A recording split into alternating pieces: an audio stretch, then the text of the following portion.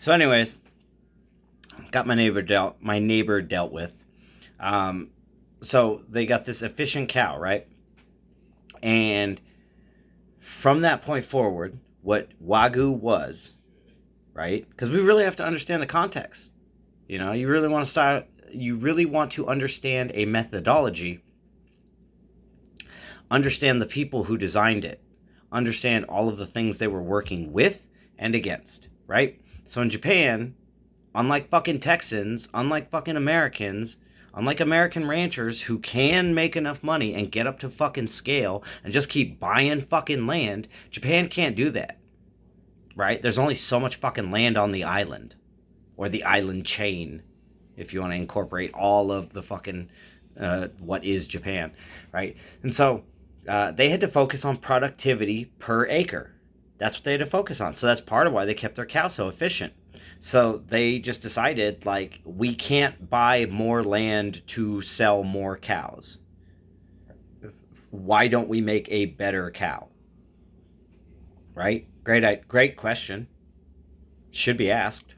So, past a certain point, you can't make a better cow. You know, nature is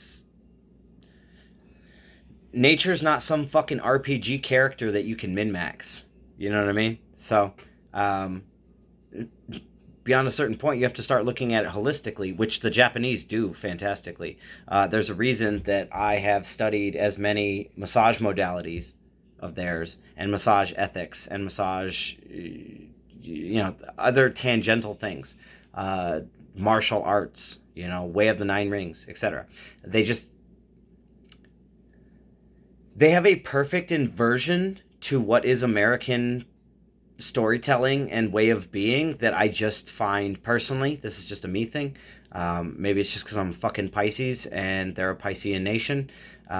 But their inversion is just kind of flawless in a sense. Like, I don't know, there's just something smart about your sun deity being the female and your moon deity being the male. You know what I mean? It helps you understand a little bit better, like, those things. I don't know. That's getting into the weeds for me. That's not what this fucking video series is about.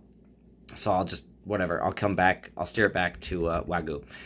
So Wagyu focuses on after the cow, right? After you get the ideal cow for your region, then you focus on phase 2 of 3, which is like productivity or production or generativity. I'm not, you know what I mean? I've got to use a bunch of different words to kind of bridge this idea, this concept of individual parcels and paddocks. So one thing I really like about what they do, and I really look forward to incorporating into my own style and methodology here in Texas, because it's not like I can fucking leverage myself to the tits and get a bunch of fucking land. Like, I don't have, I'm a massage therapist transferring into cows. I don't have a track record. So I kind of have to use the idea that, like, I can't buy any more land. You know what I mean? Burn the boats, said Agamemnon. So I have to focus on getting more productivity per parcel of land that I actually get access to, and cranking that all the way up. So we double, triple seed. We focus on the soil, huge focus on the soil. Because again, going back to that earlier principle of as low fucking inputs as possible, it's to me personally, it's a pretty asinine idea that, like, we can fucking edit God's design, and it's also really short fucking sighted, I think, but I personally believe, to, like, forget about Mother. You know what I mean? We forget about Mother Earth, and, like, we want this top-down fucking patriarchal masculine ideology that, like, you could just pour fucking nitrogen fertilizer on it, Like, at least that's been what's informed us for the last 60 years or 80 years. I'd have to double check. But, in 2020 through 2022, they started burning fucking nitrogen fertilizer plants down. But whatever. That's neither here nor there. And I'm not a fucking prepper channel. So, I'm really glad I don't fucking rely on inputs, because all of a sudden, in the last couple of years, the inputs have fucking, what, 3x'd, 5x'd, 10x'd, I can bear, I fucking scrounge to get my cows together. I'm not gonna take out a loan to get fucking fertilizer. But anyways, so just good stewardship techniques. That's what I've had to learn. And they're all fucking easy. Like, it's not hard. Or at least it's not hard for me. I don't know. That's humble brag. Whatever. But getting away from society and getting back to the earth, that's really been helpful for me. And so, studying Wagyu and keeping these principles, keeping my thought process and my concepts contained within the same way, it's been, in order to contain yourself in a separate box will free you from another box, I guess, is the way I want to phrase that. But yeah, so anyways, so the Wagyu focuses next on soil culture, soil content, seed content, diversity of grasses, because your cows are gonna, everything I've learned from Greg Judy and the Herd Quitter, and fuck, I don't like to reference shit because I collate so much data. Like, how am I supposed to fucking reference 2/3 of the industry standard? But those are kind of the two that stand out to me immediately, just off the top of my list. But anyways, I'm not gonna get into the weeds trying to do references right now, because there's a reason that references are their own fucking page at the back of the book. So anyways, focusing on what American, how do I want to phrase this? So Tony Robbins said something to the effect that when you get into a new field, you need to study the field, right? Metaphorical, study the field, find the leaders in that field, and emulate them, right? So that's part of why in the other part of this video, I referenced regenerative ag, biodynamic farming, regenerative ranching, no-till, all those movements, because those are all the things that I had to study and had to cross-combine into one system that works for me. And then I had to learn my regions, because that's probably the only part about any of this journey that I did have before I decided to pivot into it. Like, I grew up on a fucking fishing boat. What the fuck do I know about cows?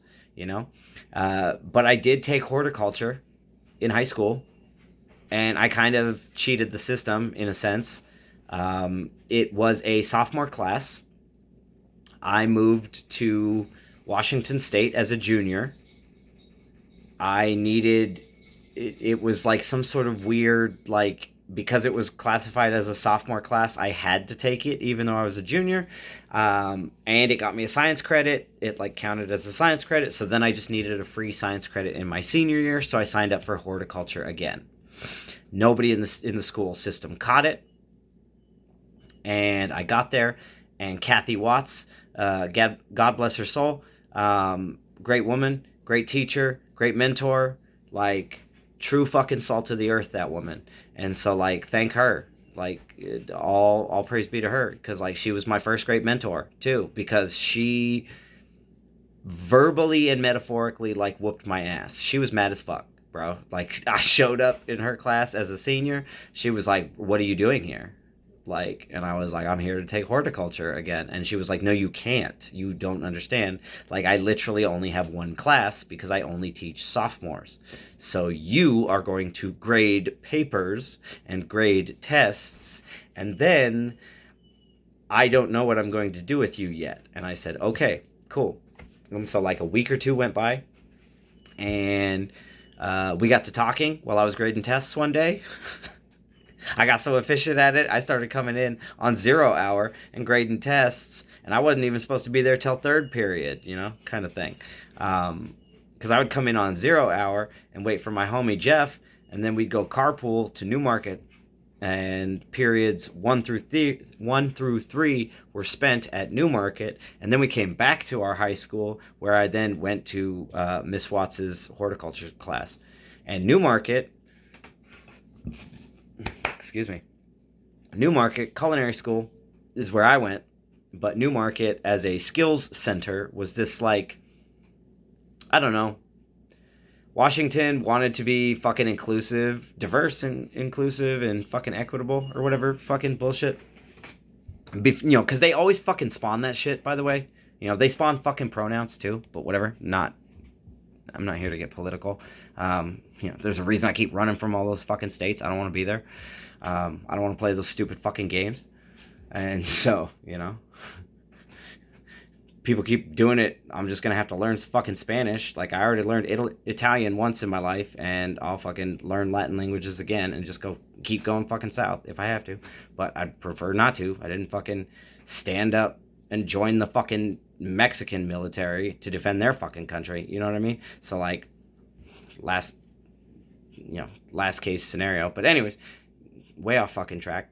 I was talking with Miss Watts, and I mentioned Newmarket. It is a so you have the one school program called, I think it was called Running Start, where the advanced placement kids just got to go to, like, the community college, and they got to take, like, freshman and sophomore community college courses and start to work towards their AA as, like, juniors and seniors in high school, right? And then there was another version that was like, them being equitable and inclusive or whatever the fuck, and that was for, like, the blue collar skills. Such bullshit. Because, like, in my mind, the Newmarket model is actually a better fucking model. Like, what's saving some kids a couple $1,000s on some fucking school credits for a degree that they're just gonna graduate and not fucking use, versus, like, my buddy Jeff knows how to build a car from the ground up, even though he works for the state patrol as a communications expert. You know what I mean? And, like, I became a licensed massage therapist, but I've also been to fucking culinary school. What is more useful looking back? So, anyways, so I'm talking to Miss Watts about Newmarket, and she goes, "That's it. That's what I'm going to do. That's what I'm going to do with you in your senior year. I know that to graduate at Newmarket, you have to put on a big-ass project." And I said, "That is true. Yes, correct." And so she said, "You have to put on a big-ass project for me. And exactly what it's going to be, I don't know yet. We'll figure it out." And I said, "Okay." And she said, "Okay." And then another, I don't know, week, 2 weeks, 3 weeks, probably 3 weeks, because I was slow as fuck back then. Probably 3 weeks went by, and I said, "Hey, Miss Watts, we have this plant sale that we do in the springtime. And it's, like, right before school lets out at the start of summer. So it's like we work through winter and prep for it through spring, and then at the end of spring, we put on this big sale for horticulture class. It's a big part of what the sophomores do. Why don't I just do a me-only version of that with a better greenhouse?" And she said, "Cool. What exactly are you thinking on that?" And I actually really overpromised. I did not have to set the bar as high as I did, but I told her that I would deliver her a greenhouse that produces all the same shit that we produce as sophomores, but it would automate itself. And for the most part, I delivered using, like, gutters and solar panels and just recycled shit for the most part. It wasn't great, but it more or less worked. And so she gave me an A for the class. And don't get me wrong, my story probably makes it sound more fantastical than it actually is. It was really rudimentary. It really wasn't complicated. It was really all just using base principles and stuff that we had already covered in that horticulture class. I give that story and that example to exemplify that, like, I already had tertiary skills in order to get into this. And so when looking at the Wagyu ideas and concepts, those were easily translatable for me, with the ideas of, like, good stewardship and recycling, or upcycling, if you want to call it that, and highly productive yet limited use of space. Like, as constraints, those were all manageable and mitigatable. So, going what seems off tangent, but actually going back more in tangent, more in line with part one of the story, the Japanese based the majority of their infrastructure off of their goat infrastructure. So it all had to be small and compact. And it wasn't these massive pastures, and they weren't mob grazing. So you have 4 to 5 ladies in a paddock, and they get to browse, kind of like goats, right? Like if you zoom out and kind of look at it with a more open mindset, they 4 or 5 ladies to a double and triple seated stock, double and triple seated paddock. They won't really stress out the land that much, and then you can bale graze, or you can cake supplement as needed, and or as you want to, because that becomes the third phase of Wagyu. Anytime it's a stressful season, people forget that in Japan, the seasons have really extremes, right? In the summer, it's really fucking hot. In wintertime, it's really fucking cold, and there's a lot of snow. So at those two extremes, you don't want your cows stressed out. So that's where, like, the Kobe family came up with, like, feeding their cows beer and giving them massage in the heat of the summer, because they live further south, where, like, winter isn't as extreme, but summer is more extreme. And then the northern families learned how to just keep a lot more. They use barns and stuff like that. Like, they'll let the cows come into a shelter zone and whatnot a lot more than the southern folks, because the southern folks, it just becomes like an overheating issue, and the northern folks, it becomes like a keeping the warm in kind of issue, because again, regional horticulture in mind.